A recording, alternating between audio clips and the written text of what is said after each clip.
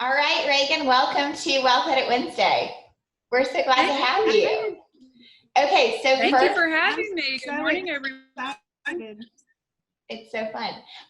Okay, so this is for those of you who are new to joining, this is Wealth Edit Wednesday, where we interview a very interesting woman that we just think is fascinating. And so today it is Ragan Cain from the Francis Flair. So Ragan, so glad to see you, to hear from you. How are you? I'm good. I washed my hair and put on a little lipstick. I didn't go full makeup, but I just decided to ease into it a little bit. So I'm great. Thank you for having me. Look adorable as always. Thank you. Always. Okay, so just start out, Ragan. Tell us your story. Tell us everything. Well, I mean, it's really not super exciting. I'm a small town girl. I'm a typical accountant's personality for the most part, except I have this weird alter ego, I guess, that's come out some in my 40s. But I grew up in Eufaula. Most of you know I love Eufaula very much. Went to school at Birmingham Southern. I was an accountant. I think like an accountant most of the time, especially back then, I knew accounting was what I wanted to do. It was the only thing I could connect with. And my parents said, you have 4 years and then you need to go make some money. And so my parents are very practical people, and that was just what we did. So I ended up working for a couple of years at Ernst & Young public accounting firm. I have a somewhat of a similar story to Jennifer Hunt, who I think is on here and obviously I know has spoken with you. Then Ernst & Young, I thought I was completely unfulfilled by that work. I did not like auditing. I did not like public accounting. I spent so many nights at the Courtyard Marriott in Dothan auditing movie gallery that they were sending me Christmas cards. And I was like, this is not, I knew that was not right.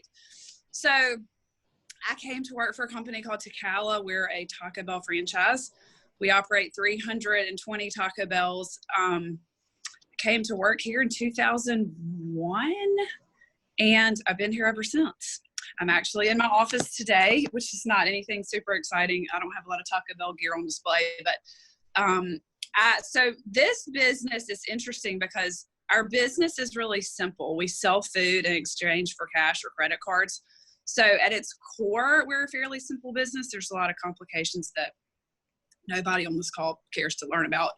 But there's a real creative side to Taco Bell because we're really a marketing company. If you think about it, we're trying to get people that would otherwise eat at McDonald's or Burger King or wherever to eat with us. So we market to, it's all about how you market to people. So I think that also kind of sparked a little bit of a creative side that I had. So anyway, that's my story mostly, I think.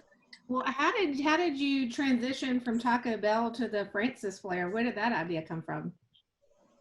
Well, that idea came from, it came from a couple of things. Like I've always loved interiors and design and color. Like I never knew that color wasn't a thing or wasn't a way you would decorate your house. Or something that you would love. That does not compute for me. So, and then sort of Instagram and social media became a thing. And I was like, oh, well, I have like a love-hate with social media, which I'm sure many of you do. I play into it pretty well, but I can also be a little bit hesitant about it. So several people kept approaching me and saying, I like what you do. I like what you put out there. And I said, well, maybe I should do something with it. So Holly Holland, who has done design work for me for a long time and has become a good friend, she really helped me come up with the name of Francis Flair. Francis is my first name. I'm named for my maternal grandmother who lived all of her adult life in Eufaula and has a lot of family history there. And she was a big inspiration to me and a big part of my life. So Holly helped me sort of brainstorm names. I don't really know what it is. I mean, I tell people that it is my post-40 self. Like I really came into my own after I turned 40 years old. I don't know if that sounds hokey, but I figure a lot of the people on this call maybe are around the same age, but like I figured out who I was and what I loved. And I was like, to hell with it. I'm just going to do this little thing. As scary and weird as it is, like, it's not really hurting anybody. It's giving me a creative outlet. I'm still alive and well in taco land, and I don't plan on changing that. But it's just become a fun, creative little hobby, I guess. Yeah. Well, tell us about your style, because from the moment I met you, your style, you just have such a good aesthetic and a fun aesthetic. So tell us just about your style, where it came from. I mean, I say in Birmingham, it's like the land. I say in Birmingham, it's like the land of cozy neutrals. You know, like lots of neutral things in your house, in people's wardrobe. Well, you are not that, and I love it. I'm not that. I mean, I love people that are that. I mean, like, Heather, I don't know if y'all follow Heather McMahon. This is a strange turn, I know, but she is hilarious. And she always says, live your truth. And I've become like, I mean, she says it in a funny kind of jokey way, but it's actually really true. I couldn't be the cozy beige person. I have lots of friends and I love them. I don't know. This is going to sound silly, but my father, who is no longer alive, was a really bizarre dresser. I mean, he would wear hilarious things, and he thought maybe there's some connection to that. I don't really know. I mean, my mom's kind of boring style, and she knows that. I'll tell her that. And so I don't know.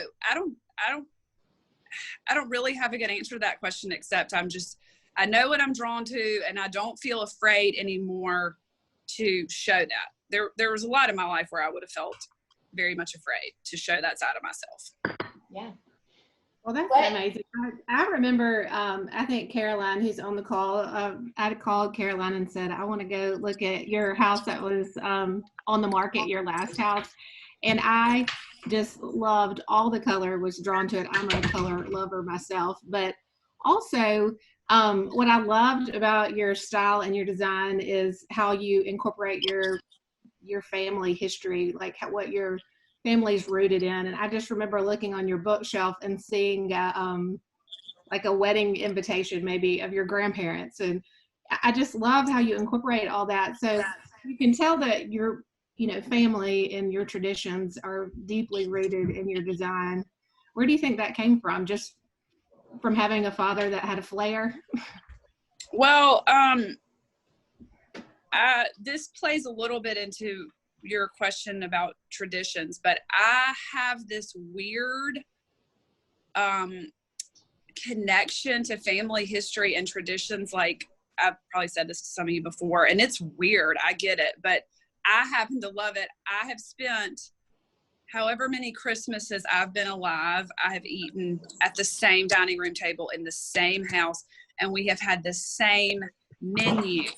Now that is a little, there's probably some therapy somebody needs in there, but like, it's like my family likes it. I like it. I just grew up with that strong of a connection to my grandmother's dining room table and telling family stories. And for some reason, I just connected to it. I love to frame old family memorabilia and hang it up.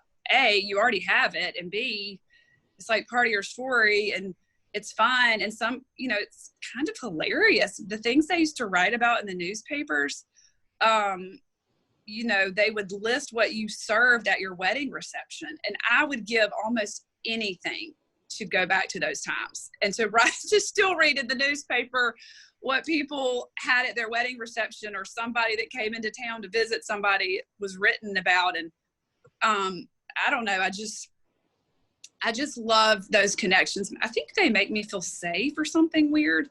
But I love it. I absolutely love, I'm cleaning out my grandmother's house right now, and I'm thinking about how many other things I can frame and hang on the wall. So get ready. Yeah. And so tell us about Frances Ragan. We think she would be a Heidi, but she has such an interesting story herself.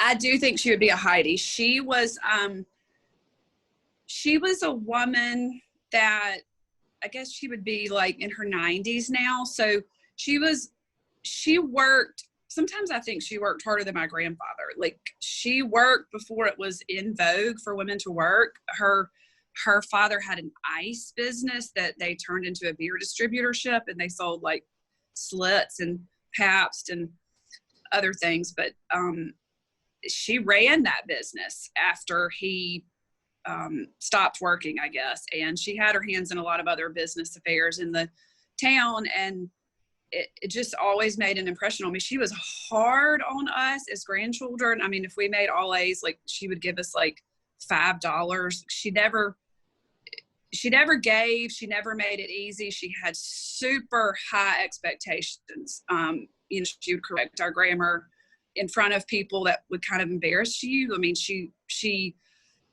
was a force in my life, and we all have those people that were forces in our lives, but I definitely think she would have been a Heidi, no question. Oh, wow. Well, she sounds like an amazing woman, and I just love to, I think all of us can look back and think about somebody who took the time to have high expectations of us. And I know it was probably hard at the time, but now looking back, those are the ones that push us hard. You're so grateful for it. So grateful.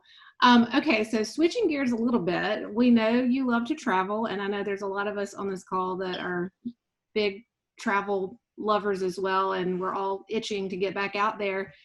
And looking at your style, I can tell you've incorporated a lot of that into your home, but tell us a little bit about how you think about travel. Is it something that you plan for, or is it spontaneous? Do you budget for it? Kind of how do you travel in your life?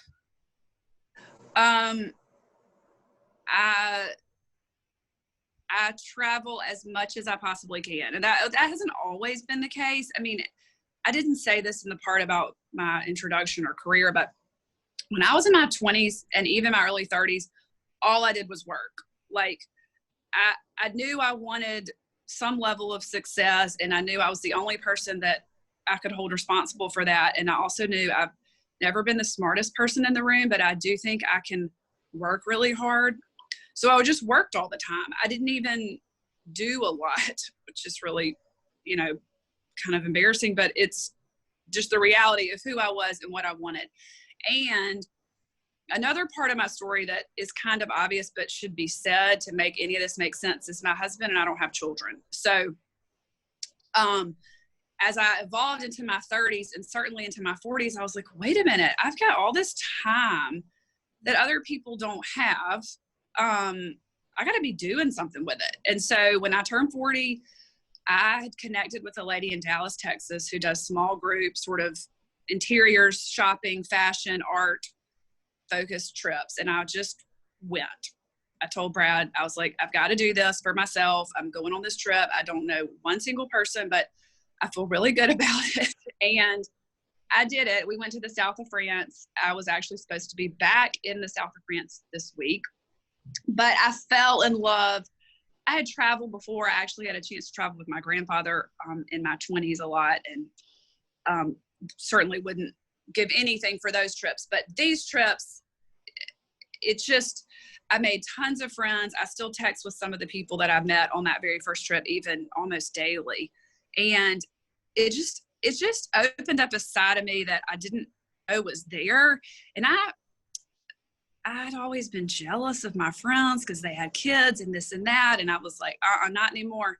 Now they can be jealous of me because I can travel. And I don't mean that to be ugly, but like, we all have to find our thing. And that's just become my thing. I mean, I think many of you on this call are much more well-traveled, much more. I haven't really been that many places, but I'm working on adding to the list. And I'm part of creating the Francis Flair was like, maybe one day I could lead small group trips. So I'm working with my friend Mary, the same lady that I went to France with. I've now been with her on 5 or 6 trips, I guess, or maybe more since 2017. So I'm kind of learning. I'm looking at travel through a different lens with her now, and maybe I can, that's a little bit on hold for obvious reasons, but maybe eventually I can do some of these trips with her or under her or sort of, I don't know.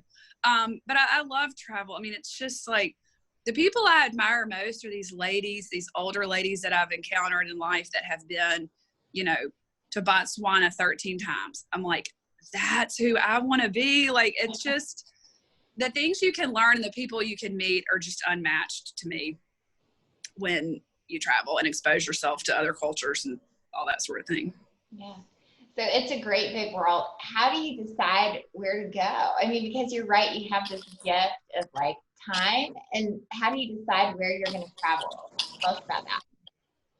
Well, I mean, I'm real comfortable with European countries. I really like traveling with my friend Mary Baskin. So the last couple of years, a lot of my travel has been with her, or Brad and I went to Italy for the first time last year with my cousin, who happens to be a glass blower. So that was kind of a cool insider experience into Venice and Verano.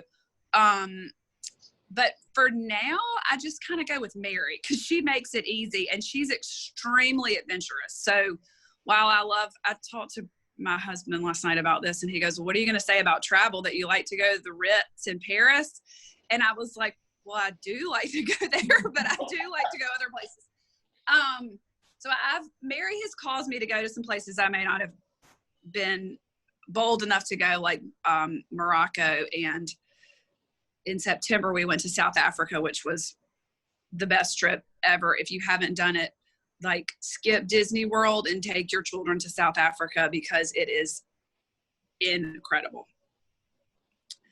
So on her trips, can you take families? Is it the type of thing that people can sign up to go on, or how do you, what would be your recommendation if you do want to take your kids somewhere and not Disney World? Mary's trips are typically designed for adults. Spouses are welcome. We had plenty of spouses in South Africa and have had some on the other trip. Hers aren't necessarily family focused, but she can certainly help with those. And I have a couple other resources I've used for travel that I've done that hasn't been through Mary that I very much like and would certainly recommend. But you all should come with me on a girls' trip with Mary. It'd be good for your soul. And I think everyone should do that and give themselves that gift as soon as you think you can. And we obviously can go. Well, I'd certainly love that. So where is your next trip? Well, considering what's going on right now, but we were planning to go to India in October. I was going to go with Mary. Mary's been planning a trip to Beirut, which I think I'm going to pass on Beirut. But India, I really want to go to India. I've not been. Some of you probably have. But that was in the works for October. Now I just, I don't know. We were planning Kenya for next year, 2021. And those are kind of the things that were in the works. Catherine Thrower's saying that she went to India, which, yes, Catherine should be giving the travel talk here because she is one of the most well-traveled people I know. Catherine, we're going to have you on next to talk about travel. Yes. Okay, so tell us about your most meaningful trip. I think for me, it was most recent, and B, it was incredible with South Africa. Like, we did Cape Town for a few days. We did wine country, South African wine country, which is just a phenomenal experience. We did that for a few days, and then we did safari for a few days. So you get the city, you get the quiet beauty of the wine country, and then you get the safari. And it's like, I don't even know how to put the safari experience into words. I'm not a huge animal lover. I'm not any of those things. I'm not against animals, but seeing them in their natural habitat that's what got me so excited about South Africa. And that's why I say, take your children there. That's where I want to take my nephews at the right time in their lives. Like, I'm going to be that awesome aunt that takes them on some kind of, hopefully an African safari. I loved it. It was exhilarating, really. Like, you don't even move. You just sit in this vehicle all day and stop for coffee, stop for wine. I mean, you're just wined and dined and in a very natural environment. And then you look over and there's a lion or whatever. It's by far the best trip I've ever done. That sounds amazing. It really does. And it's interesting that you say that, because I thought we've thought about this. Because obviously when you travel, you're making a financial decision. You're putting some dollars towards something, you know, that if you weren't putting it towards travel, you'd be putting it towards something else. And I know with my family, we were supposed to go to France this summer. That's probably not going to happen. But when I did the math, we could stay like in the south of France for a month for the same cost as going to Disney for a week. And nothing against Disney. Like, I know some people, it's like Disney is it. And so, but I think it's important to sort of tune into that in yourself. Like, what is the kind of experience you want to have with your friends, with your family, with your spouse, whoever it is, because you're putting some significant dollars. I mean, travel is expensive. So anyway, I just think I agree. Travel is a line item in my budget planning and in my retirement planning. Yeah. That is, it's got to be accounted for, and it's got to be planned for. Yeah. So how do you plan for that? I mean, currently I tell myself I'm going to take 3 trips a year, 2 to 3 big trips a year. And I try to budget for those and save a year out so that I have the money set aside. There's no stress. I don't want these trips to create stress. They're supposed to be the opposite experience of that. And so I clearly don't want any financial stress from it. So I try to save a year in advance, put it in my money market account. I had the opportunity to hear Lauren's friend, Helen Owens, 6 months ago now. I don't even know. And I loved her philosophy on saving and spending. And it very much matches up with how I like to run my financial life. So I put the money aside. I know it's there. When it's time to go on the trip or pay for the trip, I don't feel guilty about it. Yeah. No, that's the worst, to like be on a trip or be planned and you haven't planned for it. I mean, this is how Andrew and I did our honeymoon, because we were poor, you know? And so it's like, we went on our honeymoon and it's like every $14 drink, I'm like, oh my gosh, I'm going to have to work for the rest of my life, you know? And 100%. We probably ate 1 meal a day and I was very anxious about it. And I don't want that to be the mid 40-year-old's vacation. That's fine if you're, 25, but yeah, I just want to take away all the stresses that you possibly can around travel or any big financial decision for that matter. Right. There's enough stress. Mm-hmm. Well, switching gears a little bit, how do you make decisions about investing in your home? Do you do the same with home projects that you do with traveling? Are you like looking at individual projects, or is it more of just like a constant thing in your life, just a creative outlet? Yes, I haven't always done it that way with my house. But in recent years, I've become more planful about what I'm going to do. I can just be like, I don't know what it is about me in a house, but I can just get a little bit carried away. If you had Brad on this call, I'd be real curious how he would answer this question. But I can get carried away with the house. I just love it so much. I mean, my friends, some maybe on this call, are always, well, what are you doing now? I mean, you just fixed that house and now you're, painting it yellow. Like, I think I have a bit of a reputation of just doing these crazy house projects all the time. And then when I don't have one, like right now, I do get a little bit anxious when there's not like something in the pipeline. But I'm doing a better job at being more financially prepared for those projects before they happen. Yeah. Haven't always been real super good at that. That's confessions. Well, okay, so this is kind of going back to something that you said earlier in the call, and kind of finding yourself in your 40s. Is that just something organic that happened, or do you feel like, tell us about that process. Was it just like a switch flipped for you? Because you're one of the more, I mean, you're just such a person that seems so comfortable in their skin. I don't know. I just always admire that about you. Well, I appreciate that, because that has not always been the case. I mean, I'm one of the most shy. I'm an introvert by all the tests. I'm an introvert that has learned how to function as an extrovert. And I had no self-confidence as a child, as a teenager, as a young adult, like zero. And I don't really know what changed, but I think I just got like tired of it. I also,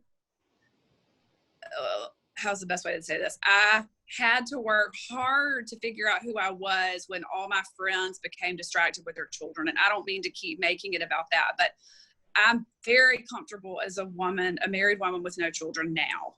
Mm-hmm. Maybe a decade ago, 5, 6, 7 years ago, I was not.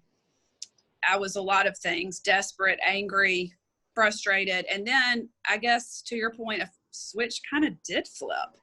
And I was just like, I love the quote that says, live the life you have, not the life you thought you would have.